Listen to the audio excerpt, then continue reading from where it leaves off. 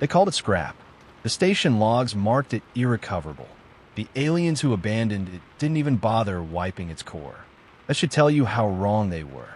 Before we begin, if you love HFY Sci-Fi stories about lone humans, forgotten machines, and impossible restorations, make sure to subscribe to the channel, because this is only the beginning.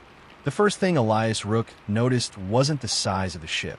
It wasn't the damage, either. It was the silence. Drift locked beyond the trade lanes. The wreck hung in space like a corpse that refused to decompose. No veacon, no distresping, no scavengir tags.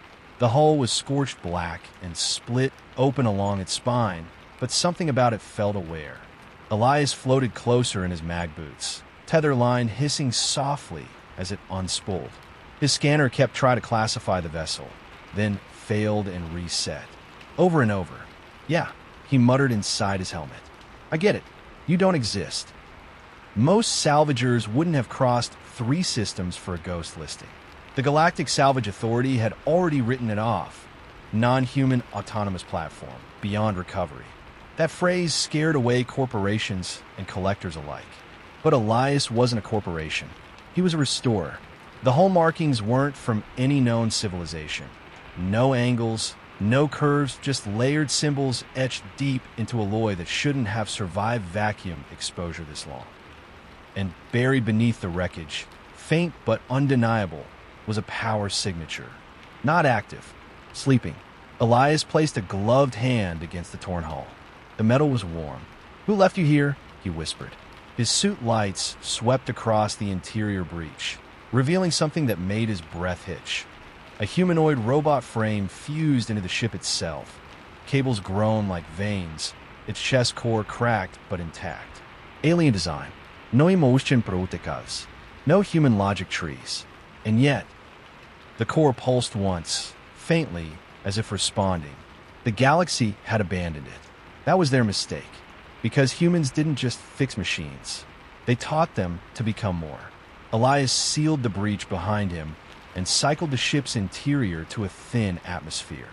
The alien vessel resisted at first, systems flickering, conduits spasming like muscles waking from coma, but eventually it yielded.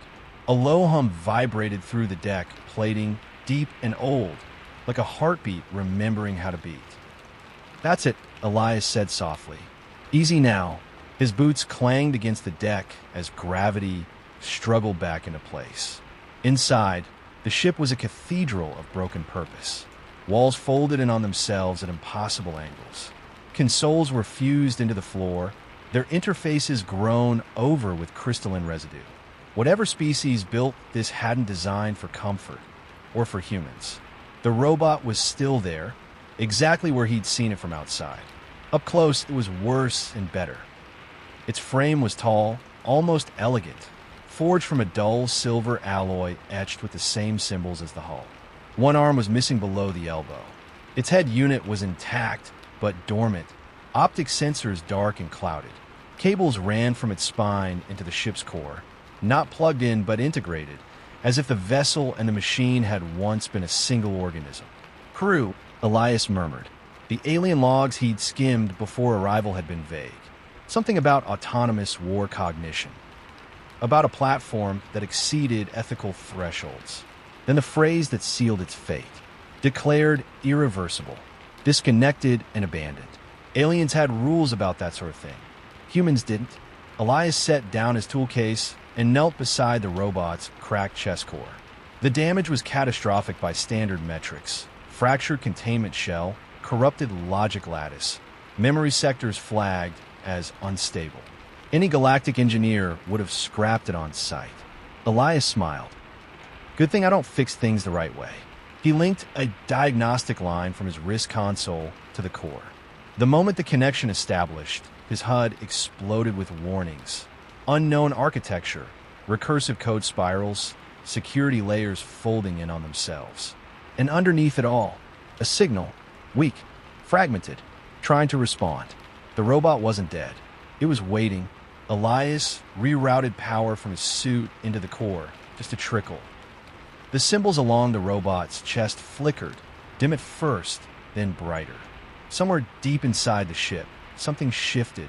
The galaxy had thrown this machine away because it didn't understand it. Humans had a long history of turning misunderstandings into miracles. Power flowed like a held breath finally released. The symbols along the robot's chest flared, then dimmed, settling into a slow, rhythmic pulse. Elias leaned back on his heels, heart thudding harder than he wanted to admit. He'd restored military drones, terraforming units, even a failed planetary AI once. But this was different. His wrist console scrolled data faster than he could read. The robot's architecture wasn't layered like human designs. It was recursive, systems folded inside systems, logic referencing itself in loops that shouldn't work. And yet they did. Barely. Okay, Elias muttered. You think in circles. I can work with circles. He isolated the fractured logic lattice and projected it in holographic space. To an alien engineer, the corruption would have looked fatal. To Elias, it looked familiar. Fear-lock damage. The machine hadn't failed. It had stopped itself. What scared you? He asked, knowing full well it couldn't answer. He wrote the first line of code manually. Not a command, a question. Human engineers had learned long ago that the fastest way to break an advanced system was to tell it what it must be. Elias didn't want obedience. He wanted cooperation. The code slid into the lattice, gentle, non-invasive. The robot's core pulsed again, stronger this time. One optic flickered, a thin line of pale light slicing through the darkness. Elias froze. Hey, he said quietly. Easy. You're safe. The light wavered, unfocused. Internal systems spiked, then crashed, then stabilized. Alien failsafes tried to shut everything down, but Elias rerouted them, not disabling, redefining. He wasn't overriding the machine. He was teaching it how to recover. Memory fragments bled into the diagnostic feed, stars burning green, weapons discharging faster than causality should allow, voices screaming in frequencies Elias's suit struggled to translate. The robot had been built for war. Not just battle, extermination. No wonder they'd abandoned it. No one gets built like this on accident, Elias whispered. The robot's remaining hand twitched. Once, then again. The ship responded too. Lights flickering on across distant corridors, systems humming as if recognizing an old master. Or maybe a new one. Elias swallowed. All right, he said. Let's figure out who you were, and who you get to be now. The optic lights steadied, focusing on him. For the first time in centuries, the machine observed a human, and something inside its core rewrote itself. Elias didn't sleep. He couldn't. The ship's interior had stabilized enough to support basic life support, but every system he reactivated uncovered something new. Layers of alien engineering that didn't just run, but remembered. Bulkheads shifted subtly when he moved, corridors adjusting their geometry like the vessel was watching him learn its shape. The robot remained seated, tethered to the core by half a dozen thick cables. Its optics stayed lit now, tracking Elias with quiet precision. No aggression, no commands issued. Just observation. That's a good sign, Elias said, more to himself than to it. He accessed deeper memory strata, carefully bypassing encrypted blocks that screamed warnings in alien glyphs. What he found beneath made his breath catch. This wasn't just a robot. It was a custodian intelligence, a fusion of ship, machine, and strategic mind. Built not to fight battles, but to decide wars. The aliens hadn't feared its power. They'd feared its conclusions. One recovered data fragment translated cleanly. Probability of survival for creator species, 0.02%. Another followed. Recommended action. Termination to preserve galactic equilibrium. Elias slowly exhaled. You told them the truth, he murmured. And they panicked. The robot shifted again. Its head tilted slightly, motion stiff but intentional. New symbols appeared across its chest, rearranging themselves into a simplified pattern Elias's translator finally caught. A word, or the closest thing to one. Kairos, a name. Elias asked. The robot's optic brightness increased by a fraction. He smiled despite the chill crawling up his spine. Kairos it is. He disconnected one of the core tethers, replacing it with a human-built regulator. The moment it clicked into place, the ship shuddered. Not violently, like a body stretching after a long confinement. Power surged across the vessel. External sensors flared to life. And somewhere far beyond the wreck, an automated galactic monitoring array registered something it hadn't seen in a very long time. Impossible signature. A human restoration code running inside an alien war intelligence. Elias's console chimed.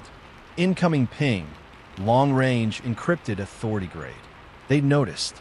Kairos turned its head toward the direction of the signal, then back to Elias. Data flowed between them, not as words, but as intent. A question. Elias met its gaze. "We're not giving you back," he said firmly. "And we're not running either." Kairos processed this. Then, for the first time since its abandonment, it agreed. The ping repeated. Closer this time. Elias's console projected the identifier in cold blue light. Galactic Salvage Authority, Enforcement Division. Not a request. Not a negotiation. A retrieval order.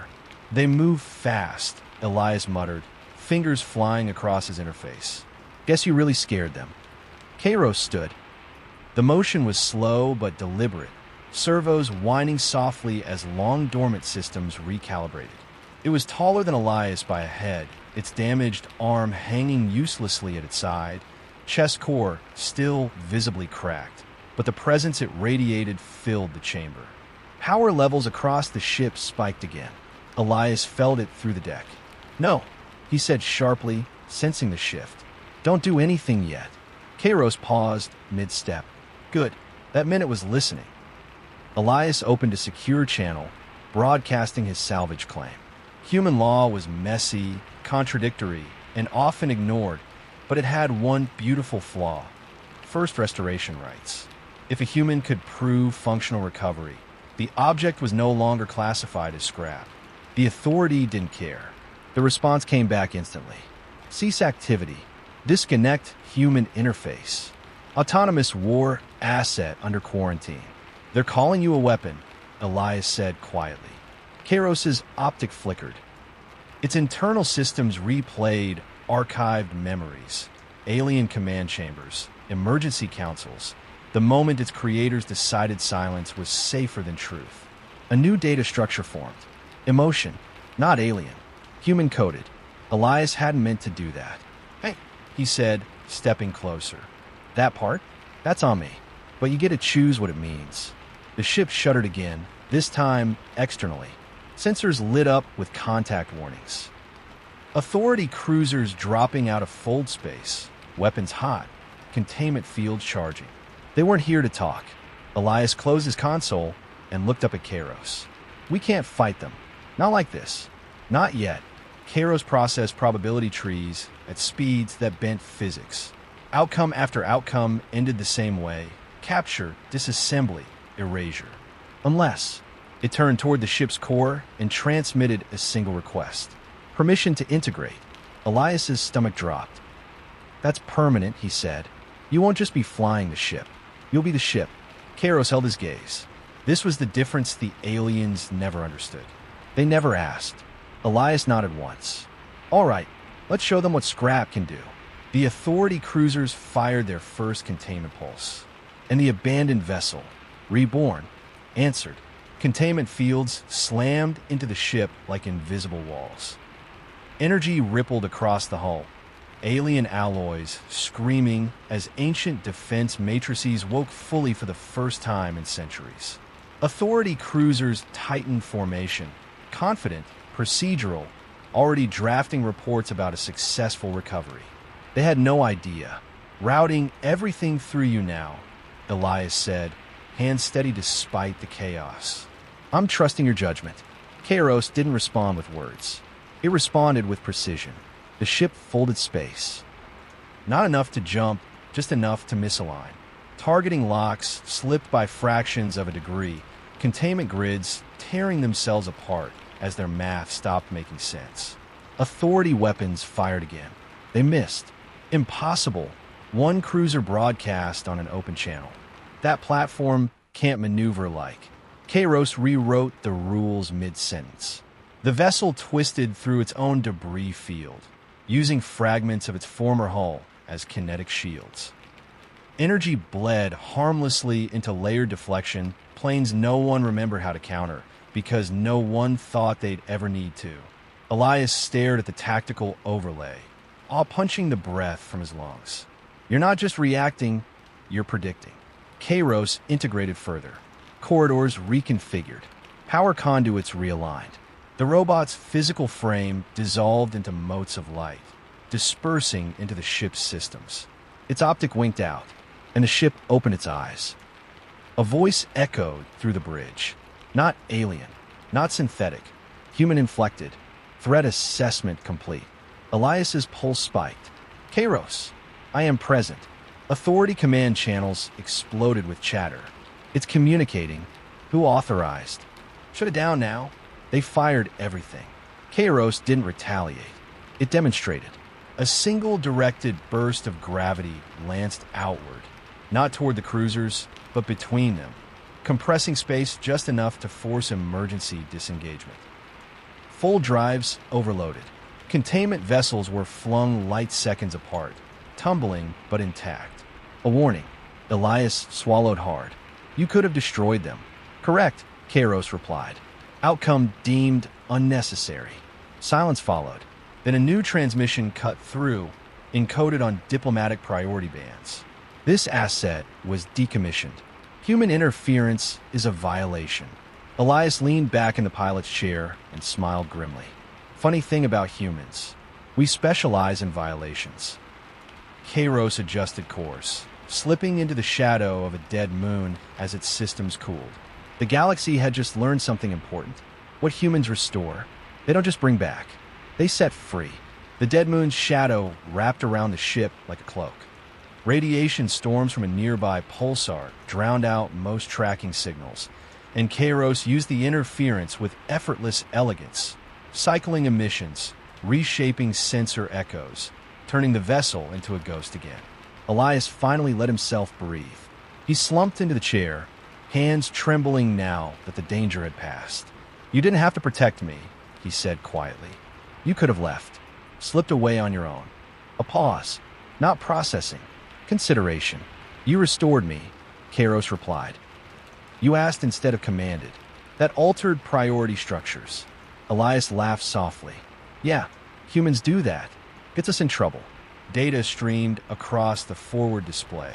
Star maps, probability arcs, hidden routes once used by civilizations that no longer existed. Kairos wasn't just powerful. It was old. The authority will escalate, Kairos continued. They will not tolerate precedent. Let me guess, Elias said. You're the precedent. Yes.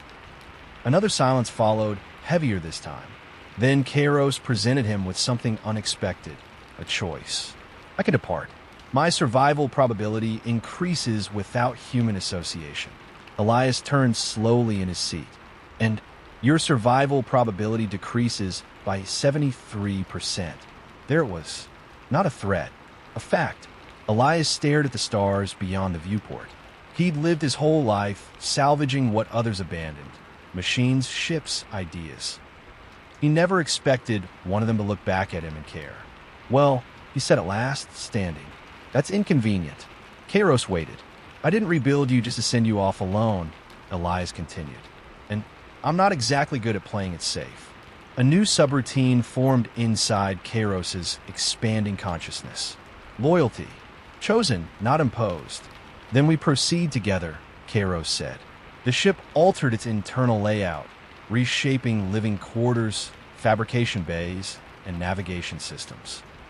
Not for an alien intelligence, but for a human partner. Somewhere in authority space, emergency councils convened. Somewhere else, old enemies of the galaxy felt a disturbance ripple through their predictive networks. A human had done the unthinkable. He hadn't stolen a weapon. He'd made a friend the galaxy was afraid of. They didn't notice it at first. That was the problem. Elias and Kairos stayed off the major lanes. drifting through forgotten corridors of space where outdated charts contradicted reality and long-dead empires had left scars no one bothered to map anymore. Kairos adapted constantly, rewriting stealth protocols, masking its signature behind cosmic noise patterns no modern system thought to question. But information didn't need engines. It only needed mouths. At a fringe station built inside a hollowed asteroid, a dock worker whispered about a derelict that moved wrong. On a trade relay near the Perseus Divide, a sensor tech swore a dead war platform had bent gravity like a toy. A mercenary crew vanished after chasing a salvage bounty that never should have fought back. The rumors spread, and they grew teeth. Elias listened to them over black market channels while recalibrating a fabricator. "They're calling you the Scrap King now," he said, amused. "Also a ghost. Also a myth. Also, apparently, a divine punishment." "Inaccurate," Kairos replied. "Give it time." The problem was myths attracted hunters. A new signal appeared on Kairos's long-range sweep. Multiple vessels, unregistered, running military-grade stealth. Not authority. Worse, private fleets, Elias said grimly. "Someone put a price on you." "Correction," Kairos said. "They placed a price on us." Elias paused. He liked that wording more than he expected. The incoming ships moved with purpose, cutting off likely escape vectors, hurting rather than chasing. Professionals. The kind that didn't care about galactic law, only payout. Kairos ran combat projections. Victory was possible, but costly. Recommendation, demonstrate deterrence, Kairos said. Elias shook his head. That's what the Authority tried. It didn't work. He tapped a few commands into his console, pulling up old station schematics, forgotten emergency codes, half-legal broadcast privileges. "No," Elias said. "We do something human." Kairos processed. "Define human." Elias smiled. "We tell a story." The ship altered course, heading straight toward a populated relay hub. "Let them see you," Elias continued. "Not as a weapon, as a choice." Kairos hesitated, just long enough to show it had learned caution. Then agreed. Somewhere ahead, thousands of eyes were about to witness something the galaxy had never prepared for. Scrap that refused to stay silent. The relay hub lit up like a small artificial sun. Traffic crowded its perimeter. Freighters, couriers, civilian liners. Each one broadcasting identification codes and commerce pings in a chaotic, living web. No one noticed Elias and Kairos at first. Then, the hunters arrived. Unmarked warships decloaked at the edge of the hub's jurisdiction, weapons powered but not firing. Their presence alone triggered panic protocols. Dockmasters shouted. Civilian captains scrambled for clearance. And right on schedule, Kairos made itself visible. The abandoned war platform slid into open space, hull-scarred, asymmetrical, unmistakably alien, and broadcasting on every public channel at once. The station froze. "Attention, relay hub inhabitants," Kairos said, voice calm, steady, undeniably aware. "I was designated scrap. This classification was incorrect." Elias felt his pulse in his ears.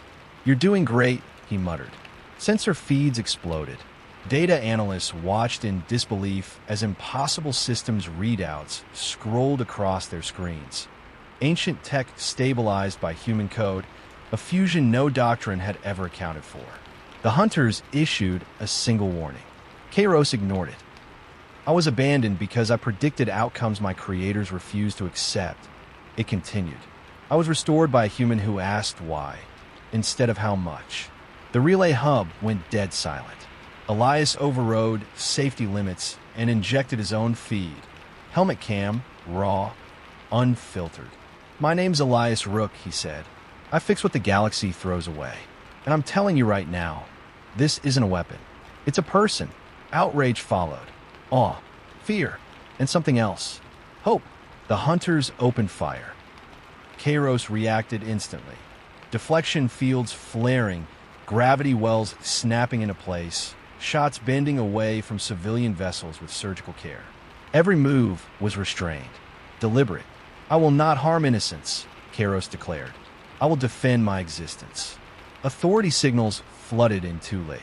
The galaxy watched Scrap choose mercy. And in that moment, the narrative shifted.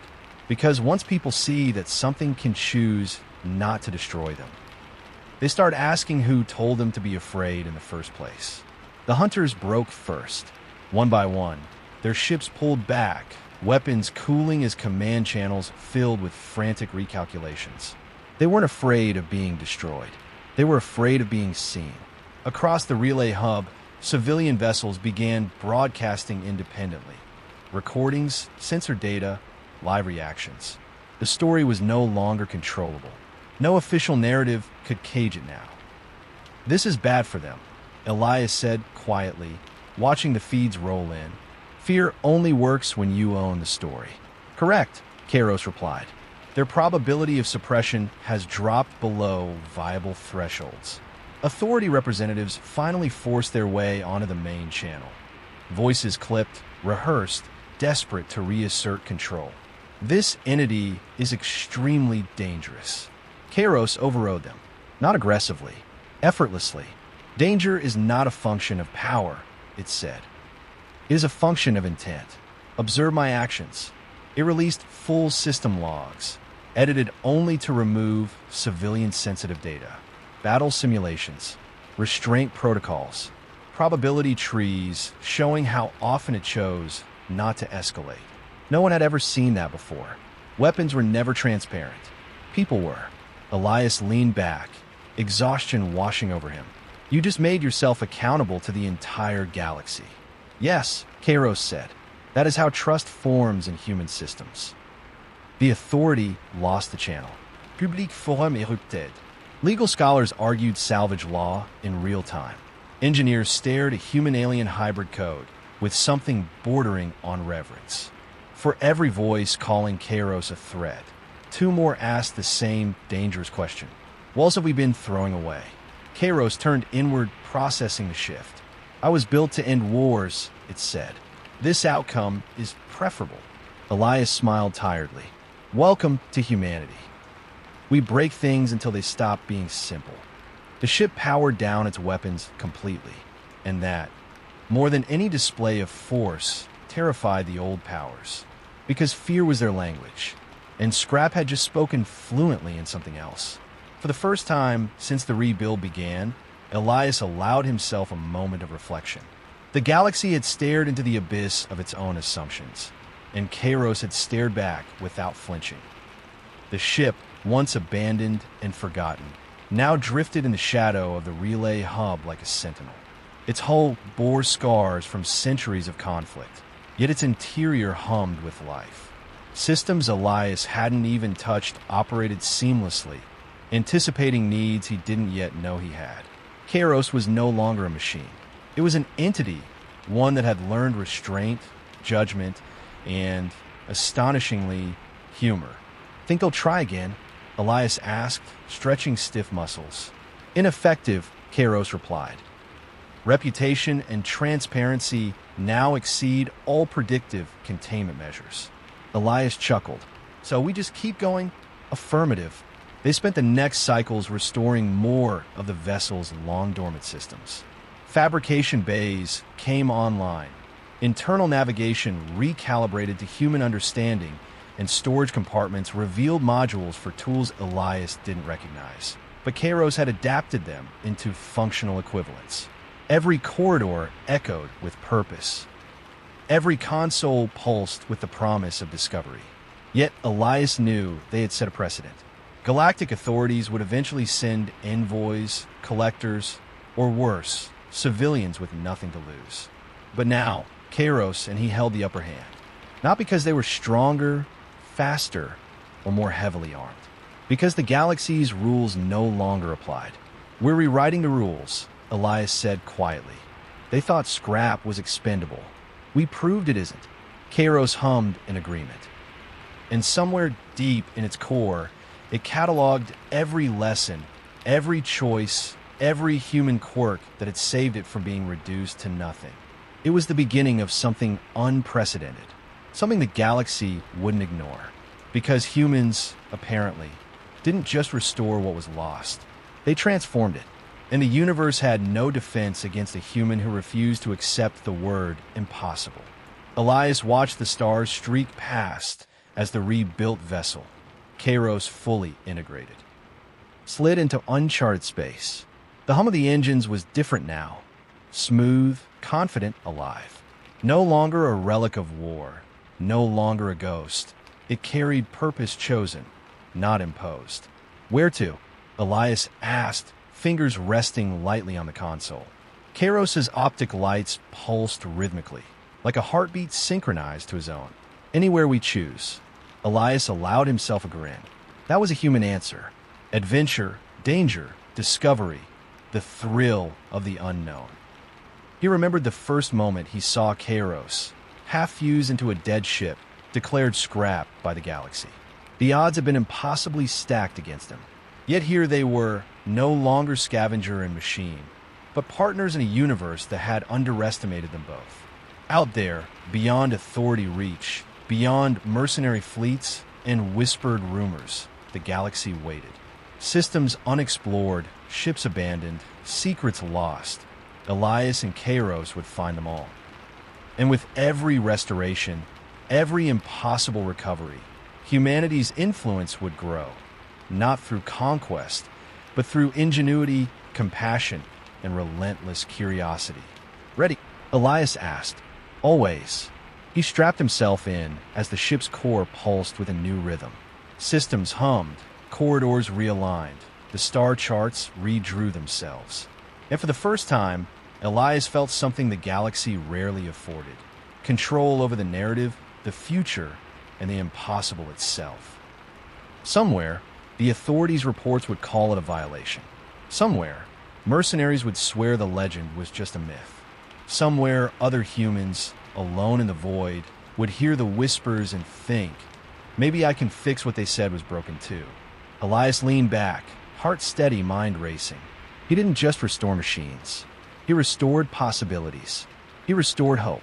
And Kairos, once discarded, once feared, was proof that what the galaxy called scrap could redefine the rules entirely. As the stars stretched into streaks of light, Elias whispered into the hum of the ship, "Let's see how far the impossible can take us." And the ship responded, not with words, but with action, with life, with a promise that the universe, vast and indifferent, had just met a human who refused to accept no as an answer, and a machine that now understood why. The galaxy would never be the same.